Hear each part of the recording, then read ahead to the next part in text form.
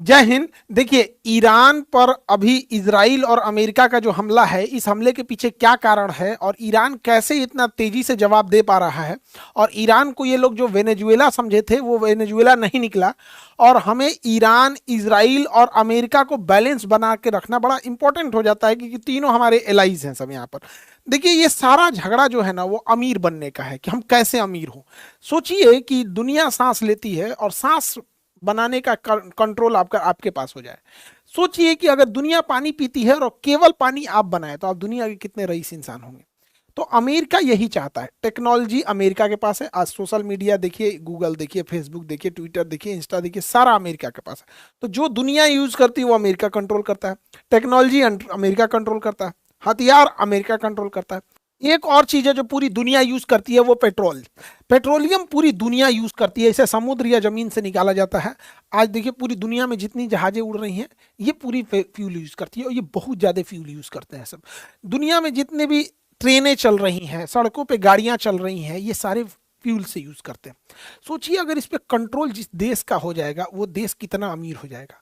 America इसी तेल पे कंट्रोल करना चाहता है। जो भी तेल उत्पादक वाले देश हैं, उनको ये मार के खत्म कर देगा, या तो उनके तेल पे अपना कंट्रोल करेगा। देखिए कैसे लीबिया मार के वहां का तेल ले गया, सीरिया मार के वहां का तेल ले गया, इराक मार के वहां का ले गया, अभी इराक का है। बाकी जो अरब देश है, जो अमेरिका से नहीं लड़ सकते, वो जी हजूर में। जैसे कैसे छक्का मारा जाता है, चौका मारा जाता है, तो चीयर गर्ल्स होते हैं, ऐसे ऐसे नाचता है। तो बाकी अरब देशों को उसी टाइप का बना दिया है वहां पे, इससे ज्यादा कुछ नहीं।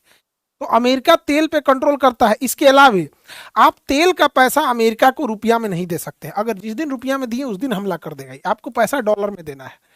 अब ये डॉलर खरीदना पड़ेगा आपको अमेरिका से।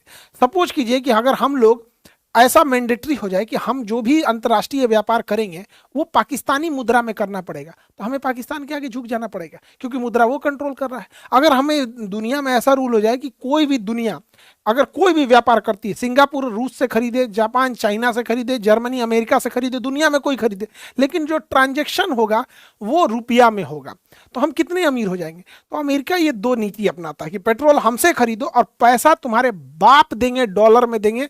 दुनिया का कोई भी देश डॉलर में ही देता है। हम लोग भी पेट्रोल का भुगतान डॉलर में ही करते हैं। रसिया से खरीदते थे, तो अमेरिका ने मना कर दिया, वहां हम लोग रूबल दे सकते थे वहां पर। तो अमेरिका बस इसी पे कंट्रोल करना चाहता है। इसके लिए अमेरिका ने, दुनिया का कोई भी देश अगर अमेरिका के हिसाब से पेट्रोल नहीं दिया या उसके डॉलर को मानने से इनकार कर दिया, तो अमेरिका उसे मार देता है। चाहे वो सद्दाम हुसैन हो। इन पे झूठा आरोप लगाया कि परमाणु बम है, लेकिन कोई परमाणु बम नहीं था, मार दिया। मुअम्मर गद्दाफी के खिलाफ इसने प्रोटेस्ट कराया, यहीं की पब्लिक को उग्र कराया। फिर सोशल मीडिया इसके कंट्रोल में है, मीडिया कंट्रोल में, इनको निपटा दिया। बशर अल असद को निपटा दिया।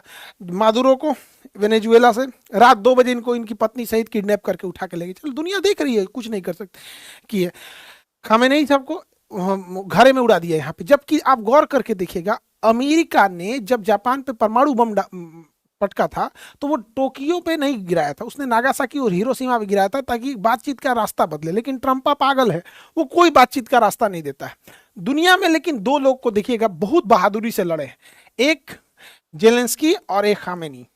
ये दोनों लोगों ने, अमेरिका ने रूस से, इन्होंने, जेलेंस्की नहीं डरा।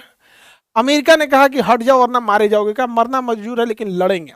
वैसे ही खामेनी को, इनको भी कहा गया कि इनके कमांडरों ने क्या बंकर में चले जाइए। इनका कहना था कि हमारे पूरे 9 करोड़ से ज्यादा, जो लगभग 9 से 12 करोड़ के आसपास ईरानी हैं, उन सबको पहले बंकर में रखो, अगर वो सुरक्षित होंगे तब जाएंगे, नहीं तो हम मरना कबूल करते हैं। तो ये दो नेता हैं जिन्होंने यहाँ पे, हालांकि इन लोगों ने भी अमेरिका के सामने नहीं झुके थे, सबका हाल वही कर दिया अमेरिका। हम कुछ नहीं कर सकते, शक्तिशाली के आगे सबको झुकना पड़ता है। अमेरिका ने मानवता की सारी हद पार कर दिया। उसने कहा ईरान में महिलाओं की सुरक्षा जरूरी है, महिलाओं के लिए स्वतंत्रता जरूरी है, और गर्ल्स स्कूल के ऊपर बम मार दिया। इतनी लड़कियां मर गई, जो जेनेवा कन्वेंशन का खुला उल्लंघन है। लेकिन अगर हम लोग कश्मीर मांगने लगे, तो हमारे ऊपर नियम कानून आ जाता है, वर्ल्ड सैंक्शन आ जाते हैं। लेकिन इन पे नहीं लगता है। इसने पूरे टॉप लीडरशिप को ही मार दिया एक मिसाइल झटके में। और सबसे टाइमिंग का गड़बड़ी क्या है, अगर ये हमला 2 महीना पहले होता, तो ईरान की जनता सड़कों पे थी अपने ही सरकार के खिलाफ, लेकिन ईरान ने उस समय विद्रोह को दबा दिया था। अभी क्या है कि रमजान का महीना है, और इस समय एक धार्मिक लीडर को मारना, जिनका भारत से बड़ा अच्छा संबंध है, नरेंद्र मोदी गए हुए थे, आप देखेंगे ये प्राइम मिनिस्टर है वहाँ की, ईरान की, इनका हेलीकॉप्टर दुर्घटना हो गया था क्योंकि हेलीकॉप्टर दूसरे देश का था, इनका नहीं था, और इनको अमेरिका ने मिसाइल से मार दिया। ईरान की एक परंपरा है, कोई भी देश जाता है वो प्रधानमंत्री से मिलता है, उनके जो सुप्रीम लीडर है उनसे नहीं मिलता है। ये सुप्रीम लीडर उन्हीं से मिलते हैं जिनसे देश का अच्छा संबंध होता है। हमारा ईरान से अच्छा संबंध है, हमारा अमेरिका से भी अच्छा संबंध है, इसराइल से भी है यहाँ पे। तो इनका हेलीकॉप्टर अपना नहीं था तो क्रैश कर गया। हालांकि हमारे प्रधानमंत्री को भी सब चीज़ों पर ध्यान देना पड़ेगा। हमारे यहाँ पे भी हेलीकॉप्टर और जहाज अमेरिका का ही, इसलिए ज़्यादा हम अमेरिका से कड़बड़ कड़बड़ करेंगे ना, कुछ इधर उधर कर देगा वहाँ पे, इसलिए उस पर कोई भरोसा नहीं। तो रमजान के महीने में खमैनी साहब की हत्या वही सही है जैसे क्रिसमस के टाइम पे कोई पोप की हत्या कर दे। तो एक धार्मिक जो होता है चीज़ों का वो एक अलग लेवल चला गया है। अब यहाँ पे ना दोनों लड़ रहे हैं सब। अब ईरान को दिख रहा है कि भाई इजराइल एंटीसेप्टर मिसाइलें रखा है, वहां पहुंचना थोड़ा मुश्किल है, अमेरिका पहुंचना और मुश्किल है। तो ईरान ने क्या किया, अगल बगल के जितने पड़ोसी देश थे जो अमेरिका और इजराइल का साथ देते थे उन पे अंधाधुन मारना चालू किया।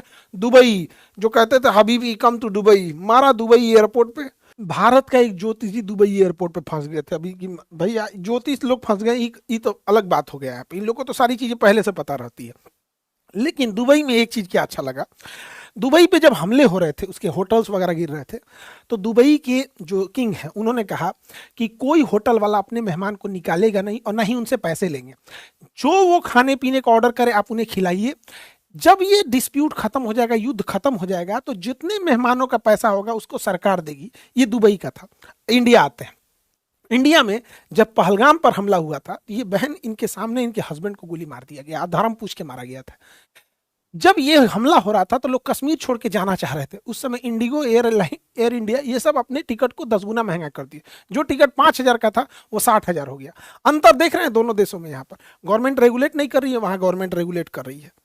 ईरान जो अपने पड़ोसी देश और इजराइल अमेरिका पे हमला कर रहा है उसमें ईरान सबसे ज्यादा कॉस्ट इफेक्टिव खेल रहा है पैसे पर, क्योंकि ईरान जो मिसाइल मार रहा है वो महज 18 लाख की है। जो उसका ड्रोन है, कामाकाजी ड्रोन, शाहीद ड्रोन, वो केवल 18 लाख का है और वो धड़ाधड़ बन जाता है। दिन में 10 बना देते हैं वो लोग। तो शाहीद ड्रोन बनाना आसान है और फटाफट बन जाता है। यहाँ पे 1 महीने में ये लोग 1000 ड्रोन बना देते हैं। जबकि उसे काउंटर करने के लिए जो मिसाइल अमेरिका छोड़ रहा है, काउंटर मिसाइल, पैट्रियट मिसाइल या थर्ड मिसाइल, वो 36 करोड़ की है। और इसके अलावे अमेरिका के पास इस मिसाइलों की बहुत भारी कमी है, क्योंकि ये मिसाइलें साल में 600 से 800 मिसाइल ही बना सकते हैं। ये साल में जितनी मिसाइल बनाएंगे वो महीने में उतना ड्रोन बना देगा। इनका 36 करोड़ जा रहा है, उसका 18 लाख जा रहा है। इसके अलावे अमेरिका के ज्यादातर एयर डिफेंस गजा की लड़ाई में इजराइल को बचाने में खर्च हो गए। इसके अलावे यूक्रेन लड़ाई में यूक्रेन को देने में खर्च हो गए जो रूस से। तो अभी उसके पास स्टॉक पाइल की कमी है। और साथ ही ईरान है इतना प्रेसिजन हमला कर रहा है। ये इतना बड़ा इसका नेवल बेस का ड्रोन था जो बैलिस्टिक मिसाइलों को रोक सकता था, पता कर लेता था पहले, जिससे कि काउंटर करना इजी उड़ा दिया यहाँ पे। उसका ये 5000 से किलोमीटर से ज़्यादा निगरानी रखने वाला ये रडार था, जिसकी कीमत 7000 करोड़ से ज़्यादा थी। अभी की इसकी कीमत लगभग 10,000 करोड़ है, लेकिन जब ये लगा था तो 7000 करोड़ का है। उसको मार के गिराया ये 18 लाख से। इससे अमेरिका की घनघोर बेइज्जती, एकदम गाढ़ा बेइज्जती। अमेरिका कहता हमारा डिफेंस बहुत तगड़ा है, हम लोग को बहुत महंगा महंगा हथियार चिपकाता है, जबकि हमारा 80% से ज़्यादा हथियार रसिया लेवल का है, रसिया का बना हुआ है। वो सस्ते भी होते हैं, रिलायबल भी होते हैं। तो अमेरिका को इस बार इसने बहुत बढ़िया से धो दिया यहाँ पर। अब ईरान ने क्या किया, यहाँ से एशिया का 80% तेल यहीं से जाता है। ये पतले रास्ता को कहते हैं हॉर्मुज। यहाँ पर ईरान ने क्या किया, यहाँ से कोई तेल टैंकर को जाने ही नहीं दे रहा है, क्योंकि चीन इसका खुल के मदद किया है। तो चीन के टैंकर को जाने दिया है, पाकिस्तान के टैंकर को जाने दिया है, कुछ कुछ टैंकरों को जाने दिया, मेनली चीन के टैंकरों को जाने दिया है। यहाँ पे इस बैला को पूछता कौन। ईरान क्या कर रहा है, यहाँ पे जितनी भी ऑयल टैंकर जा रही हैं उनका जीपीएस या तो उनका जीपीएस ब्लॉक कर दे रहा है या इंटरनेट स्पूफिंग कर दे रहा है। उनको पता ही नहीं चल रहा है, वो गोल गोल घूमने लग रहे हैं। जैसे आप जब आसमान या समुद्र में रहते हैं तो उसमें दाहिने बाएं कुछ समझ में नहीं आता, चारों नीला नीला दिखता है, हमारा जीपीएस ही बताता है। तो उन्हें जाना है आगे, बोल देता है बाहें जाने के लिए। तो यहाँ से जहाजें ब्लॉक हो गई हैं, जिस वजह से पूरी दुनिया में एनर्जी शॉर्टेज देखा जा रहा है। और यूरोप वगैरह में 50% से ज़्यादा ऑयल और गैसेस के प्राइस बढ़ गए हैं। अब हमारे लिए भी ये दिक्कत है, क्योंकि हमारे पास स्ट्रेटेजिक रिजर्व जो है वो केवल 45 दिन का है। यानी अगर हमारे पास जो बाहर से फ्यूल लगाना बंद कर दे तो 45 दिन में हमारे यहाँ की पूरी पेट्रोल बंद हो जाएगी। तो सड़कों पे जितनी गाड़ियां देख रहे हैं ना, कश्मीर से कन्याकुमारी तक ठप, हवाई जहाज ठप ट्रेन ठप, तो पेट्रोलियम बहुत जरूरी है, हमारे पास केवल 45 दिन का है। और अमेरिका ने जब इस पे इसने बैन लगाया हॉर्मुज जल संधि पे, तो हमारे यहाँ तेल के प्राइसेस बढ़ गए। अब यहाँ अमेरिका ने भारत को बड़ा बेइज्जती वाला शब्द बोल दिया। अमेरिका का एक 2 कौड़ी का आदमी है, ट्रेजरी सेक्रेटरी, ये क्या बोलता है कि जो तेल के प्राइस बढ़े हैं तो भारत को दिक्कत ना हो, इसलिए भारत को ये परमिशन दे रहा है। पढ़िए इसका, यहाँ पर क्या कर रहा है, यहाँ पे to enable oil to keep flowing into the global market, the Treasury Department is issuing a temporary 30 days waiver मतलब 30 डेज की अनुमति दे रहा है, allow Indians refineries। सोचिए ये 30 डेज के क्या शब्द का यूज किया, allow Indians to purchase Russian oil, मतलब ये हमें अलाउ कर रहा है कि हम रसिया से तेल खरीद ले। मतलब आप समझिए हम इंडियंस को ये अमेरिकन कितने बुरी तरह से हेमिलिएट कर रहे हैं सर। और भारतीय मीडिया दिखा रही है कि अमेरिका ने रूस को छूट दिया है कि तुम भारत से तेल खरीद सकते हो। इन नचनियों को क्या जाता है, इनको पैसा दीजिएगा तो कहीं नाच देंगे सब यहाँ। ऐसा नहीं है, 2020 में हम एक वीडियो बनाए थे, उसमें हमने कहा था कि भारत को कम से कम 6 महीने का तेल रखना चाहिए। अभी वर्तमान समय में भारत केवल 1.5 महीने का रखता है, 45 दिन का। और आपको विश्वास ना हो तो आप देखिएगा, 30 अप्रैल 2020 को हमने एक वीडियो बनाया था, आज से 6 साल पहले बनाए थे, और उसमें हम बताए थे कि उस समय लॉकडाउन लगा हुआ था, पेट्रोलियम के प्राइस बहुत कम थे। अगर हम लोग के पास 6 महीना रखने की व्यवस्था होती तो आज हम लोग को कोई टेंशन नहीं है, हार्मुज बंद हो जाए, कुछ भी बंद हो जाए, ईरान बंद हो जाए, अरब बंद हो जाए, वेनेजुएला, 6 महीने का स्टॉक पाइल है। लेकिन हम लोग के पास अभी भी 45 दिन का। 6 साल में नहीं सुधर पाया, यहाँ पे क्या सुधरेगा। देखिए अमेरिका के पास और इजराइल के पास फायर पावर तो बहुत ज्यादा है, वो सीरिया को निपटा दिए, इराक को निपटा दिए, अफगानिस्तान को निपटा दिए, तो अगर वो चाहें तो अमेरिका ईरान को भी आराम से निपटा सकता है, उसके पास टेक्नोलॉजी की कोई कमी नहीं। लेकिन अगर ईरान ज्यादा दिन, केवल 30 दिन इस युद्ध को खींच ले गया ना, तो इन लोग के पास पूरा एयर डिफेंस बहुत शॉर्टेज आ जाएगा, और 100% यहाँ नहीं ना लगा सकते, फिर उधर रूस चढ़ जाएगा, वहां पे यूक्रेन पिटाने लगेगा यहाँ, तो ये लंबा खींच देगा।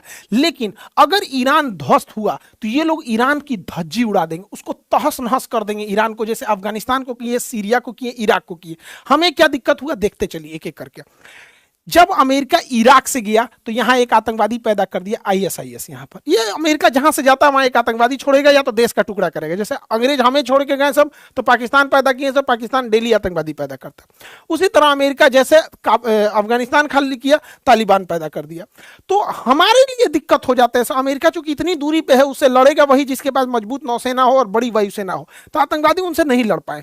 लेकिन यहां पे जब वो जाएगा तो सोचिए, अगर वो देश जो यहां पे रहने वाला है, एक इंसान को कैसा लगेगा कि उसके सुप्रीम लीडर को कोई बम से मार दे, या उसके प्राइम मिनिस्टर को कोई मार दे, उसके थल सेनापति, नौसेना पर सबको मार दे, तो कोई ना कोई इंसान तो इसका बदला लेगा। कोई भी इंसान, हम श्रीलंका के राष्ट्रपति को मार देगा, वो भी बदला लेगा। वेनेजुएला का इंसान क्या अमेरिका को अच्छा बोलता होगा? नहीं। अब क्या है कि आईएसआईएस हथियारों से लड़ रही थी, तालिबान हथियारों से लड़ रहा था, लेकिन अब जो है आतंकवादी भी अपडेट हो जाएंगे सब। उसरे कोई ऐसा केमिकल बना दे जो गाड़ियों के धुआं में डाल दे, गाड़ियों की टंकी में वहां पेट्रोल के साथ धुआं लेके उड़ जाए, पूरे मोहल्ला साफ कर दे सब। सोच रहा यूरेनियम अगर उनके हाथ में लग गया तो यूरेनियम को अगर वो नदी, नहर या कहीं डाल दे और वो खेती में आ जाए तो लाखों लाख लोग को मार सकता है। कोई बायोकेमिकल हथियार बना ले, जैसे इबोला, कोरोना, इस टाइप के। तो अब आतंकवादी पहले हथियार उठाते थे, जैसे जैसे सेना और ये चीजें एडवांस होंगी, जैसे हम हथियार थे तो आतंकवादियों के पास भी हथियार था, अब हमारे पास ड्रोन है तो आतंकवादियों के पास भी ड्रोन होगा। तो अमेरिका पूरी दुनिया में तांडव मचाएगा और हम लोग को भुगतना पड़ेगा। अफगानिस्तान में मारा, वहां तालिबान आ गया, सा हमारा पूरा किया करा है वहां चीज। हमने वहां संसद भवन बनाया था, हॉस्पिटल बनाए थे, डैम बनाए थे, बिजली घर बनाए थे, सड़कें बनाए, सब तहस नहस कर दिया अमेरिका वहां से। ईरान कुछ दिन के अंदर ये जो इंटरनेट केबल है, ये इंटरनेट केबल को अगर समुद्र से काट देगा ना तो बहुत भारी नुकसान हो जाएगा, इंटरनेट स्लो डाउन हो जाएगा। लेकिन युद्ध किस पैमाने पर जाएगा किसी को नहीं पता चलता है। लेकिन ईरान जो है, ईरान के ऊपर ना एक अलग डिजाइन का एक मनोवैज्ञानिक दबाव बना रहा है सब। कह रहा है कि ईरान में महिलाओं की स्थिति ठीक नहीं है, महिलाओं की स्थिति ठीक नहीं है। ईरान के ऊपर महिलाओं की स्थिति पे आरोप कौन लगाए? एप्स्टीन फाइल में उघारे घूमने वाला सब। एप्स्टीन फाइल में छोटी छोटी 3-3 साल की लड़कियों का रेप करने वाले, उनके प्राइवेट पार्ट में कोल्ड ड्रिंक पी के बता हुआ बोतल डाल के उसको मार डालने वाले, ये एप्स्टीन फाइल वाले लड़कियों को काट के खाते थे। पिज्जा का मतलब होता था छोटी उम्र की लड़कियां जो 4 4 साल 5 साल की लड़कियां जिनका रेप करना होता था, ये लोग बोलते थे पिज्जा आ गया है। तो ये लोग ईरान में महिलाओं के ऊपर उंगली उठा रहे हैं, जबकि वहां लिटरेसी रेशियो 90% है। एजुकेशन के मामले में 90% लिटरेसी रेशियो। इनका कहना है अमेरिका वालों को कि यहाँ इनके ऊपर हिजाब ठीक नहीं है। तो भैया अरब में भी हिजाब पहने जाते हैं, तो अरब पे थोड़ा बोल के देखो तो, सऊदी अरब पे, क्योंकि सऊदी अरब तुम्हें पेट्रोल दे रहा है तो इसलिए सब चंगासी, सऊदी अरब से ठीक ठाक है तो सब, ये डबल स्टैंडर्ड है। माने ईरान में वहां दिक्कत हो। अमेरिका का कहना है ये हिजाब गड़बड़ है, ऐसे उघारे घूमो जैसे अमेरिका में घूमते हो। तो अमेरिका वालों का कहना है कि हम उघारे घूम रहे हैं तो ठीक है, अपना जिसका इसका ये कल्चर है, अमेरिका का ये कल्चर है। लेकिन कोई आज तक सुने है कि उघारे घूमने वाला का कल्चर गड़बड़ है? तो अपने अपने पे थोपेंगे सब। लेकिन अगर हिजाब पे भी बोलना होगा ना, ये अरब पे नहीं बोलेंगे। लेकिन अगर आज अरब तेल देना बंद कर दे, या आज अरब ये कहे कि हम डॉलर के जगह अपने रियाल में व्यापार करेंगे, आज वहां पे भी दिक्कत हो जाएगा। तो अमेरिका वाले क्या होते हैं, सब हम लोग के ऊपर थोपते हैं, ऐसा करेगा जैसे लगेगा एहसान कर रहे हैं। तो इनके ऊपर पूरी कंट्रोल्ड है। तो ये एप्स्टीन फाइल में लड़कियों का मांस खाने वाला, उघारे घूमने वाले सब अब ये दुनिया में डिसाइड करेंगे कि महिलाओं का एजुकेशन कहाँ है, जहां पे ईरान में इन्होंने महिलाओं के स्कूल पे बम्बार्डमेंट कर दिया है। देखिए इजराइल का प्लान सिंपल सा है, देखते एक एक करके। इजराइल यहाँ पे 1948 में जैसे इधर 1948 में इधर इजराइल बनता है और 1947 में यहाँ पाकिस्तान बनता है। अब अरब वालों का कहना है कि इजराइल का बनना गलत है, तो सोच रहा पाकिस्तान का बनना कहां से सही है। अरब वालों का कहना है कि फिलिस्तीन को तोड़ के इजराइल बनाया गया। ठीक है, इजराइल यहाँ 2000 साल पहले था, तो भैया 2000 साल पहले भारत में केवल आदिवासी, द्रविड़ और दलित रहते थे। 2000 साल बाद यहाँ पे आर्यन आए, फिर मुगल्स आए, फिर दिल्ली सल्तनत आए, फिर अंग्रेज आए। तो 2000 साल पहले की बात है। 1948 में यदि फिलिस्तीन को तोड़कर इजराइल बनाना गलत है, तो 1947 में इंडिया को तोड़ के पाकिस्तान बनाना कैसे सही है? दोनों गलत है यहाँ पे। लेकिन दुनिया अपने हिसाब से चलती है, जिसको जहां जहां ठीक लगता है वहां ठीक है। हम तो यही कहते हैं भैया दोनों खत्म। भैया अगर फिलिस्तीन को उसका जमीन लौटाओगे तो हम हिंदुस्तानियों को हमारा पाकिस्तान लौटाओ, पाकिस्तानियों को भगा दो वहां पे। लेकिन दुनिया में अपना अपना नजरिया है यहाँ पर। पहले यहाँ पर था 48 में, इजराइल धीरे धीरे धीरे एक्सपेंड करते करते करते इजराइल अब यहाँ आ गया। ये छोटा सा एरिया गाजा है, इसे कहते हैं वेस्ट बैंक, फलस्तीन गायब। अब ये वेस्ट बैंक को भी ये लोग खत्म कर देंगे, वेस्ट बैंक को यहाँ से उजाड़ देंगे। और यहाँ से वेस्ट बैंक को ये लोग क्या करेंगे, ये सोमालिया है, यहाँ पर वेस्ट बैंक में इतना बम्बार्डमेंट करेंगे लोग कि या तो जिंदा रहो या तो फिर सोमालिया में चले जाओ। सोमालिया में ये लोग घर और बना के भी दे देंगे और कहेंगे हम पैसे भी देंगे। जब ये सबको यहाँ शिफ्ट कर देगा, पैसा देना बंद, सोमालिया में वैसे कोई गरीबी भूखमरी है वहां पे, और यहाँ गजा में एक अलग से एक शहर बसा देंगे जहां पर ये इजराइल के मिलिट्री और पुलिस वाले जो रिटायर होंगे उनको यहाँ घर दिया जाएगा। ये हम लिख के देते हैं, अगले 3 साल में हो जाएगा। नहीं यकीन है अलग बात है। वहां पर इजराइल इसको बनाना चाह रहा है, इजराइल ग्रेटर इजराइल बनाना चाह रहा है। इजराइल पहले यहां सीरिया को ले जाएगा, फिर आधा इराक ले जाएगा, आधा सऊदी अरब ले जाएगा और इधर मिस्र का ये एरिया ले जाएगा। ये पूरा बना के ग्रेटर इजराइल बनाएगा। यहाँ पर अभी फिलहाल में एक ईरान में क्षमता थी जो इसे रोक सकता है। बहुत जल्दी ये लोग ईरान को न्यूट्रलाइज कर देंगे। हालांकि ईरान बहुत ज्यादा रेजिलियंस और बहुत ज्यादा काउंटर अटैक कर रहा है, जितना ये लोग अंदाजा नहीं लगाए थे उस हिसाब से। लेकिन अगेन क्योंकि फिर क्या है कि अमेरिका अगर हारने लगेगा या इजराइल लगेगा तो अभी उसके साथ 31 गो नाटो वाला उठ के आ जाएगा। हालांकि स्पेन ने विरोध किया है कि वो नहीं आएगा इसमें। हमारा ईरान से भी अच्छा संबंध है, इजराइल से भी। इजराइल हमें हथियार देता है और इजराइल अभी लेटेस्ट न्यूज में एक तो पता नहीं कौन बोल रहा था इजरायली कि हम 1 बिलियन 140 करोड़ इंडियन की रक्षा करेंगे और उन्हें एयर डिफेंस बेचेंगे। अरे ससुरा तो रही आयरन डोम मत बेचना, ये आयरन डोम जो है बड़ी महंगा है। इससे अच्छा तो हमारा आकाश तीर है। अभी ऑपरेशन सिंदूर के दौरान आकाश तीर ने एक को पाकिस्तानी जहाज को एंटर नहीं देने, तुर्की वाले को मार के उड़ा दिए थे। हम लोग का आकाश तीर बढ़िया है, ई ना कि ससुरा चिपका दे यहाँ पे आयरन डोम, बड़ी महंगा है और ये ना मतलब लो एल्टीट्यूड को मारने के लिए। हाँ आयरन बीम अच्छा है, आयरन डोम से ज्यादा अच्छा आयरन बीम है, ये बहुत सस्ता पड़ता है। अगर इजराइल ये देता है तो ठीक है, एकरा से अच्छा हम लोग का फिलहाल आयरन आकाश तीर है। क्योंकि इजराइल जो है ना डेंस पॉपुलेशन वाला, हम लोग का इंडिया का ज्योग्राफी अलग है, तो हथियार जो होते हैं ना मौसम, ज्योग्राफी, दुश्मन हर चीज के हिसाब से वेरी करने लगता है। आयरन बीम लेना चाहिए इंडिया को, आयरन डोम के तुलना में ज्यादा अच्छा है। अब हमें ऐसा लगता है कि इजराइल हमेशा ही हमारा साथ देता है, नहीं। देखिए इजराइल का नेचुरल दुश्मन पाकिस्तान है, तो जब जब हमारी दुश्मनी पाकिस्तान से होगी वो हमारा साथ देगा। लेकिन इजराइल का दोस्त चाइना है, चाइना के मैटर पे वो इंडिया का साथ नहीं देगा। आपको अगर विश्वास नहीं होगा तो समझिएगा ध्यान से, ये इंडिया है, इंडिया में ये एरिया पाकिस्तान ने कब्जा किया है, ये एरिया पाकिस्तान ने किया पीओके। इजराइल कहता है कि पीओके गलत किया पाकिस्तान ने कब्जा करके, पीओके इंडिया का होना चाहिए। पीओके किसका होना चाहिए? इंडिया का। लेकिन यही इजराइल जब बात करते हैं चाइनी अक्साई चीन को, जिसे चाइना ने 1962 में कब्जा कर लिया था, टोटल कश्मीर का 10% है, तो चाइना इजराइल कहता है कि नहीं नहीं नहीं, ये विवादित एरिया है, हम ये नहीं कह सकते कि इंडिया का है। इसमें सोचिए एक ही जगह है जो पाकिस्तान से, उसमें इजराइल क्या कहता है कि वो इंडिया का है, लेकिन ये वाला कहता है कि नहीं नहीं नहीं, अब इसमें इंडिया और चाइना के बीच में डिस्प्यूटेड है। आप लोग समझिएगा, चाइना के मैटर में इजराइल साथ नहीं देगा। हाँ देखिए, हथियार बेचना, टेक्नोलॉजी देना वो अलग चीज है, लेकिन जो खुल के साथ देना होता है वो पाकिस्तान पे देगा, चाइना पे नहीं देगा। 2020 याद कीजिए, गलवान घाटी, ये हमारे कर्नल संतोष बाबू है। गलवान घाटी में चाइना ने 1995 के अधिनियम का, समझौते का उल्लंघन करके भारत में घुसी और हमारे लगभग 20 जवानों को शहीद कर दी। इजराइल आज तक, इजराइल उसको कंडेम नहीं किया, आज तक उसकी निंदा नहीं किया इजराइल। तो इजराइल पाकिस्तान के मुद्दे पे हमारा साथ देगा, चाइना के मुद्दे पे नहीं देगा। अजमल कसाब को इजराइल ने आतंकवादी नहीं माना था, वही अजमल कसाब जिसने ताज होटल में मासूमों को मार दिया था, नहीं माना था। हमने उसे लगभग 15 सालों तक रिक्वेस्ट किया कि एटलीस्ट इजराइल प्लीज तुम अजमल कसाब को तो आतंकवादी मान लो, नहीं माना।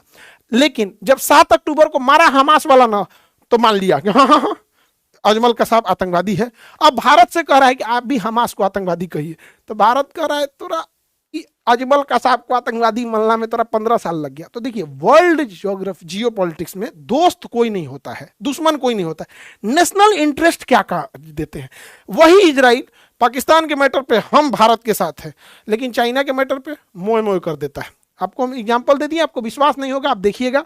वो अक्साई चीन को भारत का हिस्सा ना मान के विवादित क्षेत्र मानता है। ये सबका अपना अपना है। हम भी इजराइल को ये कहते हैं कि फिलिस्तीन और इजराइल दुई राष्ट्र होने चाहिए, तो सबका अपना अपना है। कोई इंटरनेशनल रिलेशन में कोई परमानेंट दोस्त और कोई परमानेंट दुश्मन नहीं होता है। ईरान ने भी भारत को चाबहार बंदरगाह दिया था। चाबहार बंदरगाह ईरान ने चाइना से लड़ के दिया था।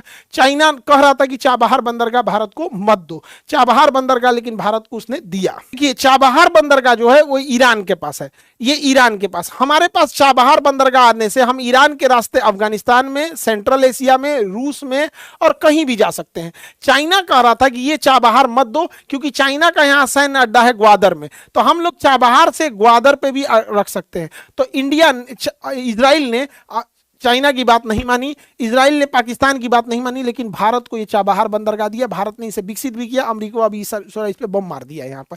तो ईरान जो था हमसे अच्छी दोस्ती थी, हालांकि इजराइल की भी है, अमेरिका से भी है यहाँ पर, लेकिन उसने चाइना को भी मना करके दिया था और ये हीरा मंडी के दलाल को भी दिया था। ये हीरा मंडी वाला भी बोला था, हीरा मंडी का दलाल, कि चाबहार बंदरगाह भारत को नहीं, लेकिन बावजूद ईरान ने हमारा साथ दिया था।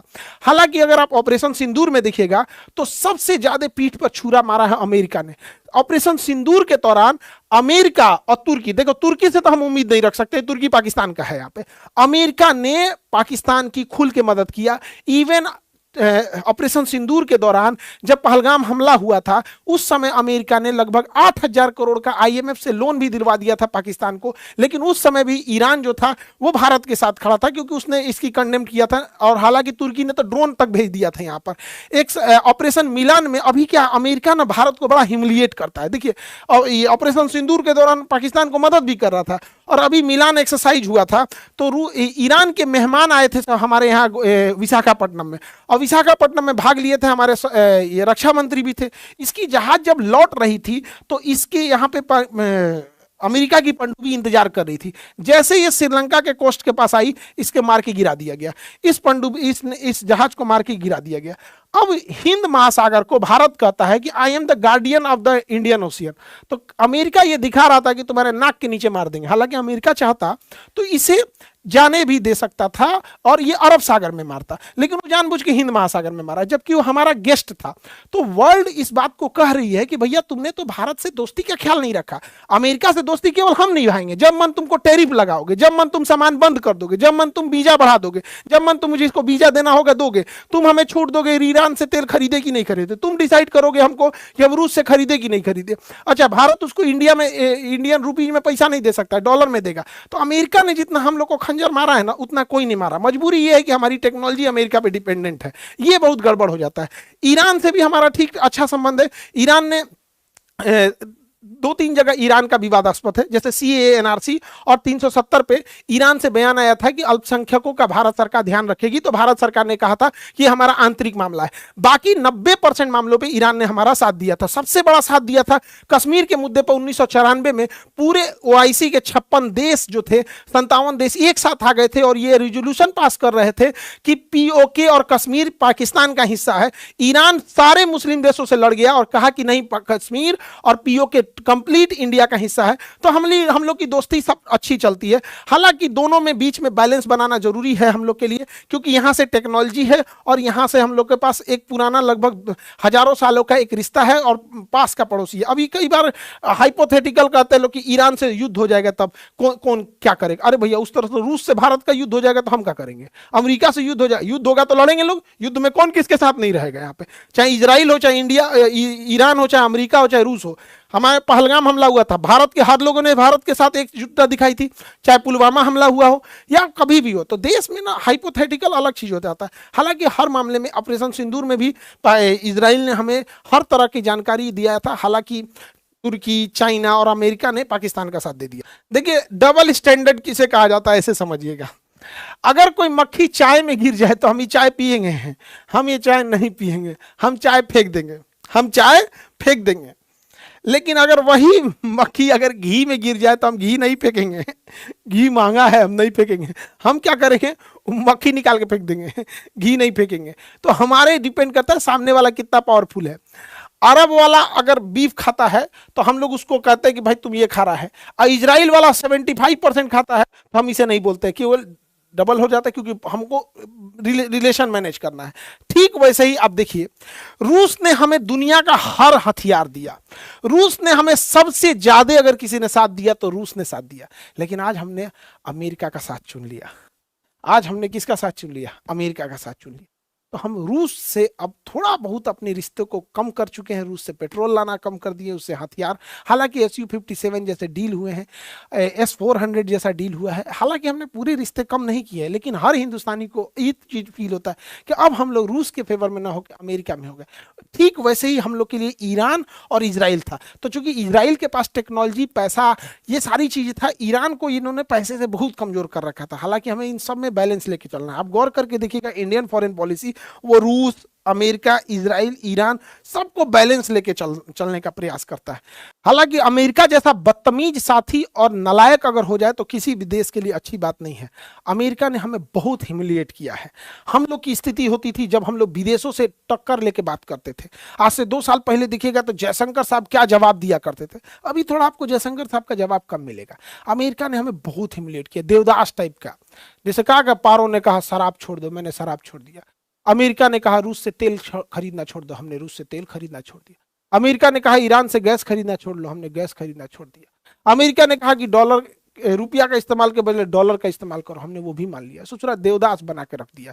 फॉरेन पॉलिसी में इंडिपेंडेंसी बहुत जरूरी होता है, लेकिन जब बदतमीज इंसान प्रधान राष्ट्रपति बन जाएगा, ये डोनाल्ड ट्रंप आ यहाँ पर, हमने क्या किया? बंदर के हाथ में उस्तूरा दे दिया, किसी को काट डालेगा। ये किसी का नहीं हो सकता है। ये वही लोग हैं जो एप्स्टीन फाइल में थे। आपने गौर किया होगा अचानक से युद्ध क्यों हो गया? एप्स्टीन फाइल में इन लोग का नाम आ रहा था, इनकी बदतमीजी उजागर हो रही थी। ये 3-3, 4-4 साल की, 2-2 साल की लड़कियों का रेप किया है सब, फिर उसको मार के खाया है सब उसको। यहाँ पर एप्स्टीन फाइल को दबाने के लिए, इनकी दरिंदगी दबाने के लिए, यहाँ पर इतने छोटे छोटे बच्चों को ये सब ससुरा रेप करने के लिए, और रेप करके मार के खा गया है उन सबको। ये इस लेवल के जालिम है सब। लेकिन आप देखिएगा, इनको कभी आतंकवादी या क्रिमिनल नहीं करके दिखाया जाएगा। ये अलग लेवल की इनकी ब्रांडिंग होगी। हिम्मत भी नहीं है, क्योंकि दुनिया पावरफुल की ओर चली जाती है। यहाँ पे डोनाल्ड ट्रंप को लोग कहते हैं कि इजराइल का साथ देता, नहीं, इजराइल के कंट्रोल में ट्रंप आ गया है।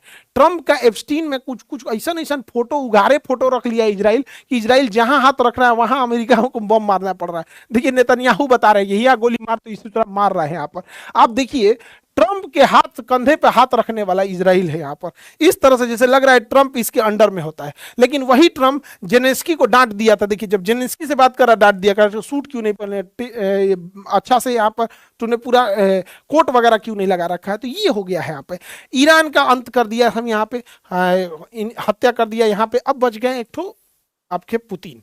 तो पुतिन की भी हत्या ये लोग प्लान क्या कर रहा है, इन्हीं के किसी एक जनरल से करा देगा सब। ये एसिसिनेशन का प्लान कर रहा है सर, क्योंकि इनके अंदर जो सीआईए है, मोसाद है, ये बहुत एक्टिवली काम कर रही होती है। डायरेक्ट नहीं मारेंगे लोग, यहाँ पे भी कर सकता है। हालांकि इस युद्ध में सबसे ज्यादा मजाक चाइना का बन गया है। सो जरा पता नहीं कौन सा हथियार दे दिया HQ9, न वेनेजुएला में चला न ईरान में चला, ये पता नहीं कौन सा झुंझुना थमा दिया S-300 से कॉपी करके, कोई काम का नहीं हुआ। हालांकि यहाँ से हॉर्मुज से सबसे ज्यादा तेल चाइना ही खरीदता था। हालांकि चाइना के जहाजों को ईरान ने छूट दे रखा है, लेकिन जियोपॉलिटिक्स में कोई किसी का नहीं होता है। हालांकि अगर आप देखेंगे तो ये ईरान की बर्बादी लिखी जा रही थी 2001 में। 2001 में जो इसके एरियल सेफ्रॉन थे, इन्होंने मोसाद को जिम्मेदारी दी कि इजराइल के हर एक नेता पे नजर रखो और अपना इंसान प्लांट करो। तो इजराइल ने 20 साल का टाइम लिया था, 20 सालों का टाइम लिया था यहाँ से। तो 2001 से इन्होंने काम करना चालू किए और 20 सालों के बाद ये हाल हो गया है कि इजराइल में किसी 3 इंसान, ईरान के अंदर किसी 3 अधिकारी को उठाइए, उसमें एक मोसाद का निकलेगा। इतने पैसे खिलाए हैं, इतने पैसे खिलाए हैं कि ईरान के चप्पे चप्पे पर इसने नजर रख लिया है और सीसीटीवी कैमरे को पूरी तरह हाईजैक करके और उसने पूरी टॉप लीडरशिप को मार दिया है। एक्चुअल जासूसी किस पे सफल होती है, जासूसी सफल होती है किसके पास कितना पैसा है। अब ये लोग क्या करते हैं, अमेरिका का सीआईए और मोसाद 500 करोड़ रुपए तक ये लोग खुद से ऑफर कर देते हैं, बिना राष्ट्रपति और प्रधानमंत्री के पूछे हुए 500 करोड़ तक ये लोग दे देते हैं। और हमारे यहाँ जासूसी में क्या है कि उतना अच्छा हमारे यहाँ सिस्टम नहीं है। आप गौर करके देखिएगा, हमारे यहाँ सब कुछ रहते हुए पुलवामा हमला हो गया। हम लोग भूल गए पुलवामा हमला, कितने शहीद हुए थे। सब कुछ रहते हुए पहलगाम में आके मार दिया सब यहाँ पर। हमारी जासूसी बहुत पिछड़ गई। इस बहन का कोई सुहाग नहीं लौटा सकता है। भूल गए होंगे लोग इसको। यहाँ पर ये टांगा वाला, इसके घर में अकेला कमाने वाला आदिल था, इसको आतंकवादियों का बंदूक छीन रहा था, इसको मार दिया। आज इसके घर में क्या दाल रोटी चल रहा होगा नहीं पता होगा, ये बहन कैसे जी रही होगी नहीं पता चल रहा होगा। सब भूल चुके हैं। एक बार हमें भी सवाल उठाना पड़ेगा। हमारे यहाँ का जासूस तो ऐसा नहीं होता है सर। हाई मोरारजी देसाई थे, इनसे 50 लाख रुपया मांगा गया था। हमारी जो रॉ ने मांगा था, research and analysis wing, raw ने 50 लाख रुपया, 50,000 नहीं 50 लाख रुपया मांगा था कि पाकिस्तान का परमाणु बम उड़ा देंगे, उसका पूरा काहुटाबाद सेंटर उड़ा देंगे। तो ये बकलोल आदमी उठ के फोन कर दिया पाकिस्तान को कि हमें सब पता चल गया है, रॉ ने सब बता दिया है। नतीजा ये हुआ कि हमारे एक एक लोगों को चुन चुन के मारा है। आप धुरंधर मूवी में देखे होंगे ना, ऐसे जासूस को ऐसे कील से खींच रहा है, इन्हीं की गलती से खींचा है, इन्हीं की गलती से। 300 से ज्यादा हमारे रॉ एजेंट मारे गए थे, 50 लाख रुपया नहीं दिया था। तो हमारे यहाँ क्या होगा, पैसे ही नहीं देते हैं लोग, तो कहाँ से होगा। अब आप पाकिस्तान आज परमाणु बम नहीं रहता उसके पास, अगर ये 50 लाख दे देते। एगो ही देखिए, रॉ का ये ऑफिसर था, इसका नाम था रविंदर सिंह, CIA के लिए सूचना दे रहा था। मैंने इंडिया का बहुत बड़ा अफसर था, हेड था, और सूचना दे रहा था इंडिया का ले जाके अमेरिका को कि ये कर रहा है। और ऐसे तो ऐसे चोर है सब यहाँ पर। बाद में इसको मार दिया गया, इंडिया यहाँ से भागा ना, इसी को मार दिया गया, एक एक्सीडेंट में मर गया। किसने एक्सीडेंट किया होगा आप सब समझते ही। यहाँ पर अमेरिका हमारे लोगों की नसों को काट रहा है। अमेरिका कहीं नहीं छोड़ रहा। हमारे बैकयार्ड से बांग्लादेश में सरकार गिरा दिया और बांग्लादेश को कहा है कि तुम हमसे कॉटन खरीदो। आप जान के ताज्जुब होंगे, बांग्लादेश का टोटल टेक्सटाइल इंडस्ट्री बहुत बड़ा है, जो 40% डिपेंड करता है इंडिया पे। उसने इंडिया पे टेरिफ लगा दिया। बच्चा बांग्लादेश जिसको हम लोगों ने पैदा किया है, नहीं हो रहा था 1971 में, तो हम लोगों ने उसको पैदा किया, हमारे ऊपर टेरिफ लगाया है। और पता है क्या, कॉटन कहाँ से खरीद रहा है, कॉटन और धागा अमेरिका से खरीद रहा है। देखिए अगेन, पैसा और पावर किसके पास है, जिसके पास पैसा और पावर है उसकी सारी गलतियां माफ। अमेरिका ने हमारे ऊपर 1971 में 7वां बेड़ा लेके आया था परमाणु बम मारने, लेकिन आज दोस्त बन गया है। 1970 के दशक में हमारे पास खाने को गेहूं नहीं था, तो सुअर को खाने वाला गेहूं हमें दिया था, हम लोगों ने भूल गए। यहाँ पे पहलगाम हमले में पाकिस्तान का साथ दिया, पाकिस्तान को 8,000 करोड़ रुपए का सैंक्शन कराया IMF से, हम लोग भूल गए। आज भी पावरफुल रहेंगे लोग तो होगा अमेरिका। वो पावरफुल हो चुका है, आप कुछ नहीं कर सकते उसका। खुलेआम मजाक उड़ाता है, चाहे हमारे प्रधानमंत्री हो चाहे दुनिया हो, किसी का भी खुलेआम मजाक उड़ा देता है। इतना पागल इंसान है यहाँ पे। अमरीकी हर इंसान पछताएगा उन्होंने कैसा प्रधानमंत्री चुन लिया है यहाँ पर। हम लोग को किस लिए जाना जाता, हम लोग अपनी सोवर्निटी के लिए जाने जाते हैं। हमारा वो देश है जो अमेरिका में, इंदिरा गांधी ने अमेरिका में बैठ के कहा था कि अमेरिका नहीं डिसाइड कर सकता है कि हम किससे व्यापार करेंगे किससे नहीं। अटल बिहारी वाजपेयी को याद रखिए, अटल बिहारी वाजपेयी ने जब परमाणु बम बनाया था तो अमेरिका ने कहा था मान्यता नहीं देंगे। तो ये वही अटल बिहारी वाजपेयी है जिन्होंने कहा था कि जो चीज हमारे पास है हमें उसके लिए किसी के प्रमाण की आवश्यकता नहीं है, हम अपना परमाणु संपन्न है, हम इसे देख के रहेंगे। APJ अब्दुल कलाम ने जब परमाणु बम बनाया था, आज से 2 साल पहले जब जयशंकर साहब कहीं जाते थे तो क्या जवाब दिया करते थे। अभी ट्रंप जब से आया है ना, बागड़ बिल्ला क्या करेगा किसी को पता ही नहीं चल पा रहा है। यहाँ पे हमारी रिलेवेंसी कहाँ है, देखिए ईरान को काउंटर करने के लिए हमारी रिलेवेंसी थी, यहाँ पर। अब धीरे धीरे ईरान को ये लोग निपटा देंगे। अब दुनिया में पेट्रोल को ये कंट्रोल करेंगे, अब चाहे जिस प्राइस में करेंगे हम लोग को खरीदना पड़ेगा। बहुत ज़्यादा चुप रहने से दुनिया को ये लगने लगता है कि भैया हम देखो ना, चाइना रूस पे भरोसा किए, चाइना पे भरोसा किए, इंडिया पे भरोसा किए, मजबूरी में आया अमेरिका मार के चल गया। तो ये एक बड़ा लॉन्ग टर्म इम्पैक्ट डालता है कि दूसरे छोटे मुल्कों को, कि वो अमेरिका के साथ खड़े होंगे या किसके साथ खड़े होंगे यहाँ पर। और ये पाकिस्तान देखिए कितना समझदार निकला, यहाँ ईरान में युद्ध हो रहा है ना, तो बिना मतलब ये अफगानिस्तान से युद्ध लड़ दिया, बिना मतलब का, इसका कोई झगड़ा नहीं, ताकि लोग इसको नहीं कहें, इसको ना कहे कि तुम कहीं नहीं आया, कहा कि भैया हम तो खुदे बिजी हैं।